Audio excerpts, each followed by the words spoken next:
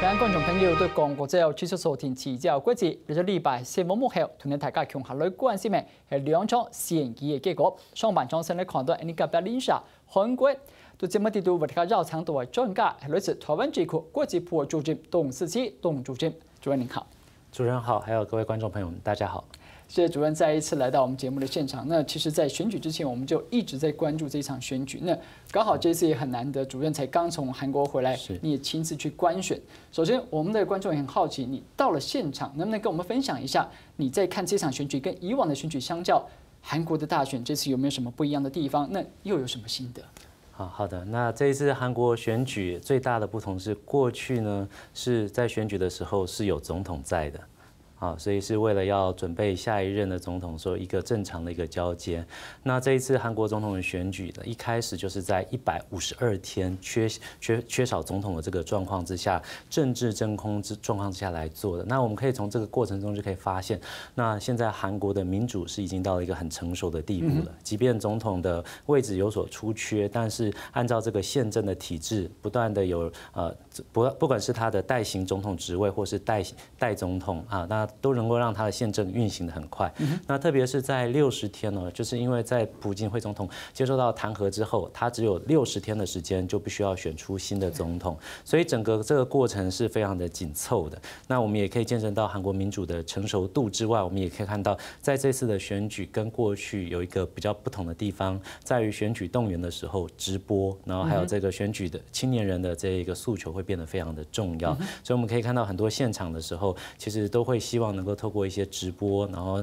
這個聲放送的方式，能夠讓所有的這個青年看到現在候選人他們關心的候選人在做什麼事情。那所以整個來看的話，不過這次的結果大概是都已經早已就在預定之間了，所以就是熱鬧有餘，但是緊張感卻沒有那麼的強烈。老師講到結果，我比較好奇，曾經我在選前的時候看到有一些媒體的分析是講說，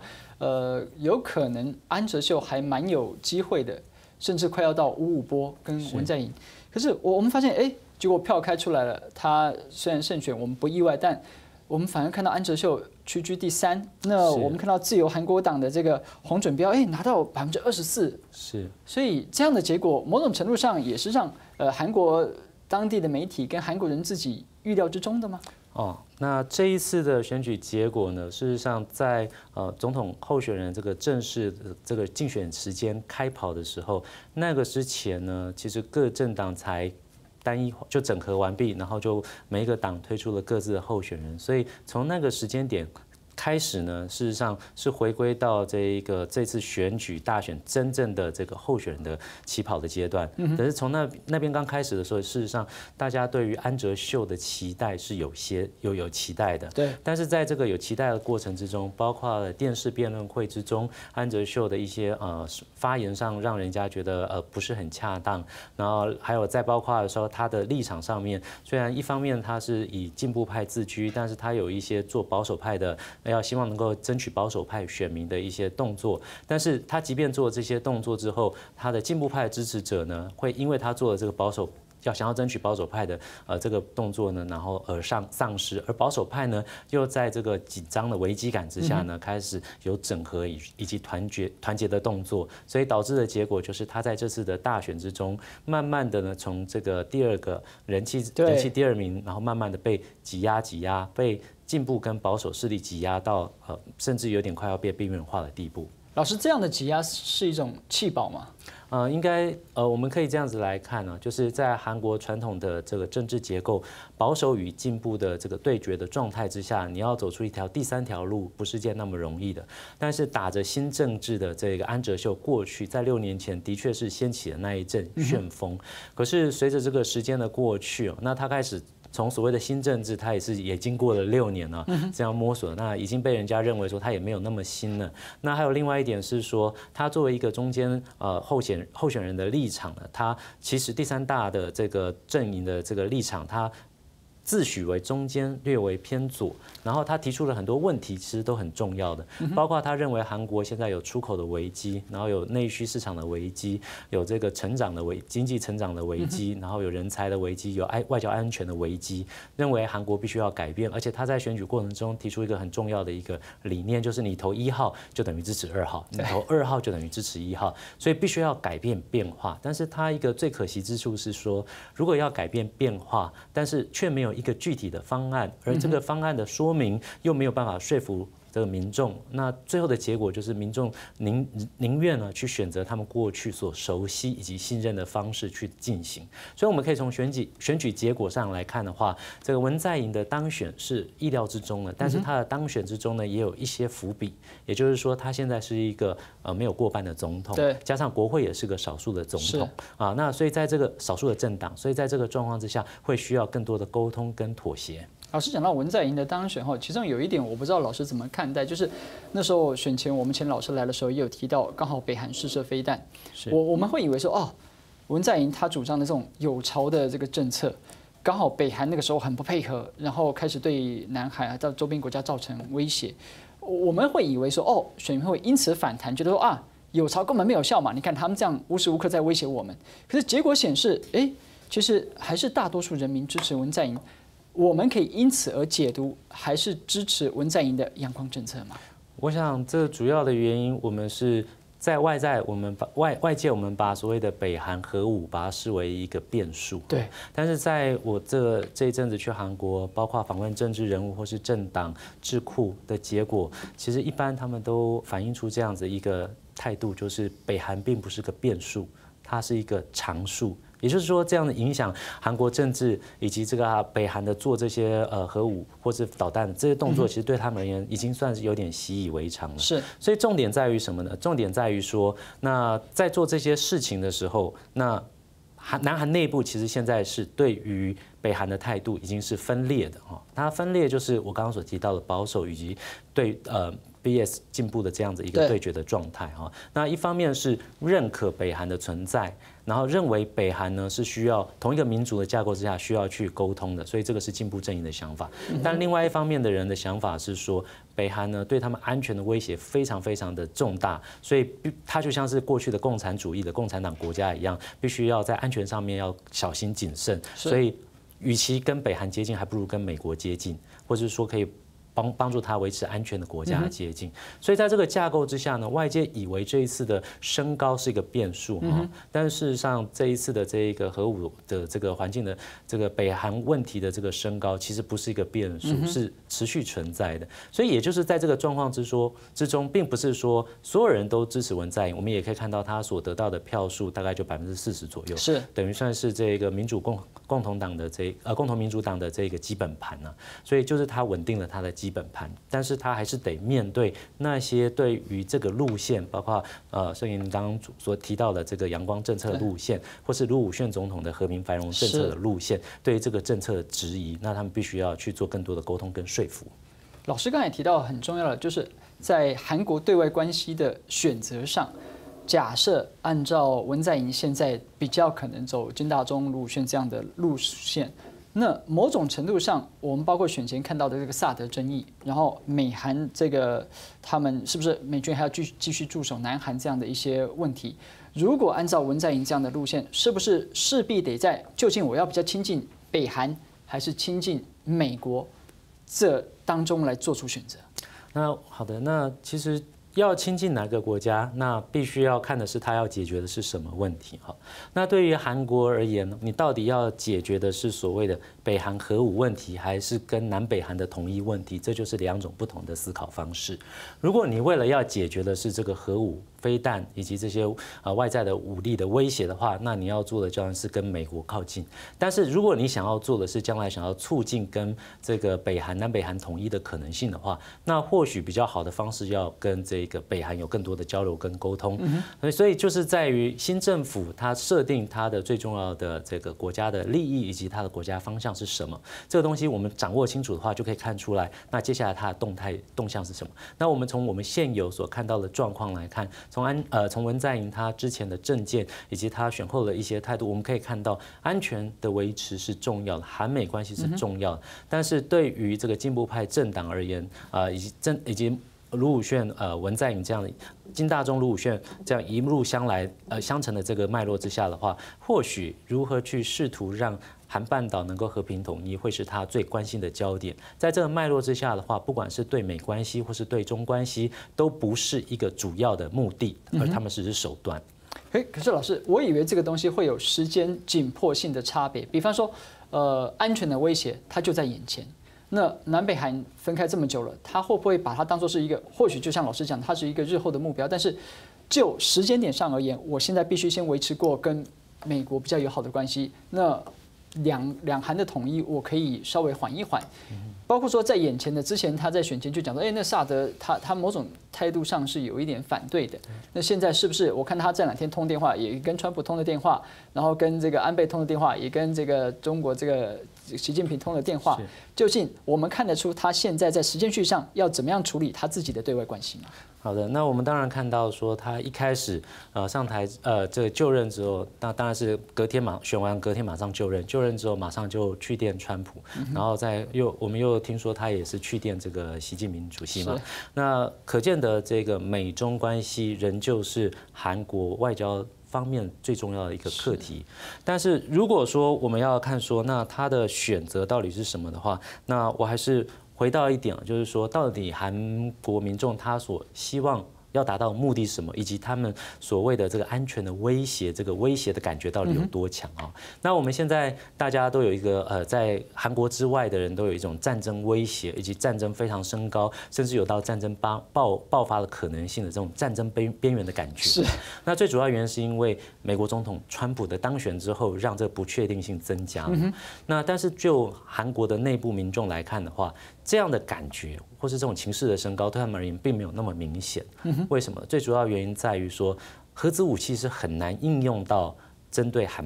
南韩的哈，因为如果说他北韩对南韩做一个什么样核子武器的攻击的话，自己就受害了。那所以对于南韩的民众来讲，是不是要加入美日？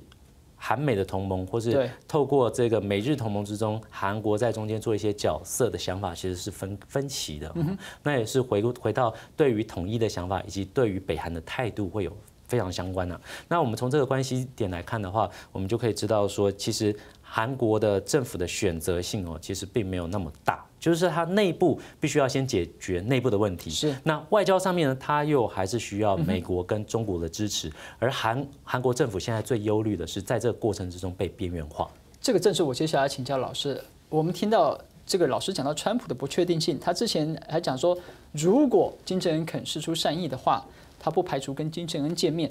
美朝能够直接对话，岂不弱化了韩国，弱化了文在寅日后可以扮演的角色？是的，所以说我们在这一次的这一个官选访问的过程之中，得到一个很强烈的印象，就是韩国的不管是民间的学者或是这个政治人物，他们也都对于这个他们虽然对于韩美同盟有着很强的信心，但是也有一点担心、忧虑，是不是在这个过程之中，南韩会因此而被边缘化？是，所以他们必须要积极的去找到自己在这个区域之中的角色，并且也认为说要去强化这个韩美的同盟是重要的，但同时不能放弃的就是跟北韩的沟通和对话。OK， 短短不到20分钟时间，非常谢谢主任带来这么详尽的分析，对韩国的现象为你带来一全新的视角。撒哈拉韩国的全球文明办法将要持续被大家的关心，先先看一下广告之后来关心南朝现役之后对法国的部分有哪些大家你要注意的地方。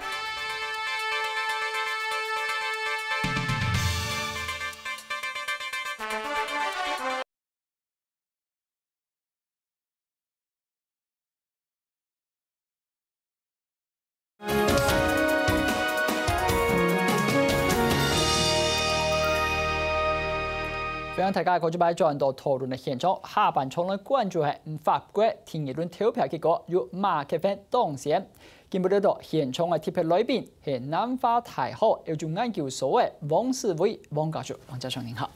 主持人好，各位觀眾大家好。謝謝王教授在百忙中抽空來到我們節目。那我們看到在第一輪投票的時候，那時候我們還想，哇，很難得哎。竟然有呈现所谓的三强鼎立，3个人的势力差不多。可是进到第2轮，马克宏就用超过66%的比例赢得这一场大选，那让原本声势也蛮好民族阵线的勒庞这个极右派的这个对手被打败。究竟马克宏在第2轮胜选，老师您的观察，关键原因是什么？那原本我们在看英国脱欧之后，我们看到好像整个欧洲有一点往两极化在走，是不是有马克宏的胜选，让我们可以比较安心一点？欧洲又回到中间路线了。重点就在于今天我们可能会很担心极右派的勒庞，他在第2轮的时候是不是有办法打败马克宏变成法国的候选人？那在这样子的一个假设下，我们必须回到法国制度设计里面这个精髓，也就是说，虽然极右派的声势很大，可是他在过去的种种选举记录里面，他最好的得票率大概是30%左右。他的基本盘就是这样了。对，换句话说，他其实不管怎么样的努力，他能够成长的大概从2%5%一直到3%。那你说在一次的选举，他能够马上的突破到超过5%，这个从过去他的整个选举记录以及这个趋势来看，大概他只有慢慢成长的可能，他不会突然猛爆性的成长。是，好，所以换句话说，这个在制度设计上，它本来的机会就不是很大。好，那当然可能会有一些那个人比较担心，是说现在的整个欧洲以及是不是法国的民心思变，所以会有一个极端化的现象出现。因为我们看到几次恐攻之后，开始有反穆斯林，然后反移民这个浪潮出现，我们以为趁着这个浪潮会让这个勒庞可以得利。对，那就要回到，虽然这一次的总统初选在第1轮的时候，我们看到有几强相争，那到最后大概有4位候选人的得票率彼此相差大概5%左右。是，那当然就取了前2名的候选人进入了第2轮。那可是因为在我们刚才讲的有大概4位候选人，他中间还包括了传统的右派大党共和党以及传统的左派大党社会党。是，好，那所以在第2轮的时候，事实上在这个马克宏他得到的是左右两边的共同支持，是因为要抵制民族阵线他这个极右派的势力。是，那这个在过去当然在2002年曾经发生过。那2002年那时候的这一个状况是让大家很意外，因为这是法国历史上有史以来的第一次，对啊，极右派的总统候选人居然在第1轮的时候，他能够排到前2位。对，那这一次大概就是重演2002年那样子的一个状况，只是这一次的状况其实本来就可以预料到他会进入到第2轮。对，那可以预料到他会进入到第2轮的原因，是因为在整个法国的这个初选过程当中，右派政党共和党以及左派政党社会党，他们分别举办了党内初选。那在党内初选的过程当中，其实党内竞争的候选人是厮杀的毫不留情，而且已经到了整个几乎是派系分裂的地步。那变成是他们党内初选造成了党内的不合作，然后在大选的时候就没有办法好好的团结，好好的发挥。那造成马克宏今天当选，最主要还是因为他有这样子前面的一些状况，让他能够在中间获利。是，好，那另外一个是说，在欧洲是不是整个极右派的这个风潮，它会受到抑制了吗？好像蔓延很快。那基本上，其实，在法国，他们本身对于极右派虽然有越来越，你不能说喜好，而是说它的接纳度可能会越来越宽。那重点是在于，因为法国的极右派，它渐渐已经往中间靠拢，它慢慢去洗掉、淡化掉它种族歧视，它极右那一种排外的形象。好，它无论在论述上面，无论它在整个做法上面，它的口号上面，它慢慢的柔化，所以基本上它也慢慢的往中间靠。老师，这个柔化是指勒庞本人，还是整个极右派政党都有这个趋向？因为勒庞他担任党魁，那所以他在他领导的这个国民阵线，在整个算是路线的安排上面，以及他的整个对党纲上面，他就慢慢的往这个共和党的方向靠，所以共和党其实在这次也很焦虑，是说到底我们要往右一点还是往中间一点？因为这个极右一直往我们这边靠，是，那我们现在怎么办？要不要做出区隔？对，所以那个是在过去的选举当中一直有一个很大的辩论，就是说这个右派到底要不要跟极右派合作？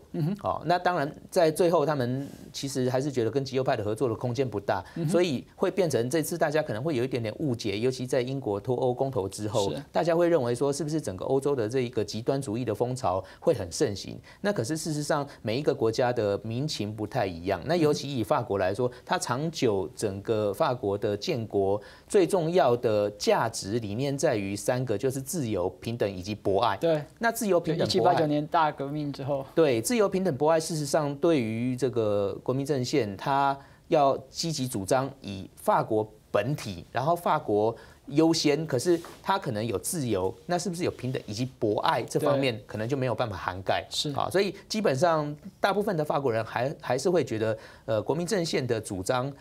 还是属于比较偏激，那他们还是不太能够全盘的就欣然接受他们的主张。虽然有一些东西，他可能觉得他讲的说法蛮有吸引力的，对，可是。终究回到理性上面来讨论的时候，他们还会多加思索，说这个到底是不是符合法国价值以及法国的主流路线？老师，除了政治的大环境跟老师现在提到这个历史因素之外，假设我们把焦点放在马克宏这个候选人身上，一个39岁的政治素人，他凭什么可以突破这种盘踞超过60年，由2党左右来影响大局的这个局势？他究竟有什么个人特质，是让他可以在这一次获得多数法国民众的青睐？那我想这次真的是一个叫做所谓的时势造英雄的趋势出现。那这个时势造英雄，就因为刚才回到我刚刚提到的共和党以及社会党里面，它事实上在过去大概半世纪以来的路线争论，我说路线争论是党内的路线争论，到底在共和党里面，它要扮演怎么样子的角色？它是要更往右，或者是说更往美国，或者是更往整个这一个全球化的这个角度啊去。阐扬他们的理念主张。那社会党本身也是，到底是要更把这个社会福利更披责于其他比如说这个外来移民或者种种。那社会福利的这一个改革到底要怎么样去做？是不是对绝大多数的人都有利？我们的主张够不够左？对，好，那也就造成了我们其实看到这一次的这个梅隆雄。他的极左为什么可以这么受欢迎？那个就是因为社会党本身，因为这个梅隆雄他本来是社会党员，他只是在里面变成跟社会党的主张，后来他觉得格格不入，所以他就另外出来成立政党。那这个就是说，其实长久以来在共和党以及社会党里面，他们有很多的路线争论。那在路线争论一直争论不休，那如果说他留在社会党里面，就变成派系；如果他出走，就变成另外一个政党。这次刚好马克宏他抓到了一个机会，这个机会就是说，他因为其实参政的历程很短，所以他也没有加入共和党，他也没有加入社会党。虽然他算是社会党的这一个成员的一部分啊，好，那他参与社会党的这个执政，可是因为他接触党的历史很短，所以他跟不管是右派或者左派政党里面这些人物的渊源不是那么的深。那换句话说，他如果说要在法国的政坛上有所发挥，他其实必须另辟蹊径，他不可能去参加党内的初选，因为他在党内的实力不够强。对。所以刚好有这样子的一个契机，他就在去年4月成立了另外的进步党，属于他自己的党。那这个党他标榜中间路线，可是所谓的中间路线究竟是什么？好，那我们看到的他的主张比较像是经济向右，社会向左，也就是说在经济政策上面会跟传统的社会党有所区隔，它是比较向右派靠拢的经济政策。可是，在社会政策上面，它又跟右派的共和党不太一样，是它又比较。在社会政策上比较像社会党，所以它的所谓的中间，并不是一个很左右中间那里，不是刚好说我也不是右也不是左，而是说我左的跟右的我都拿一些部分啊放到我的这一个主张里面，所以它的中间路线是这样子。那这次就是因为刚好有这一个我们说政党或者是政治结构上的一个。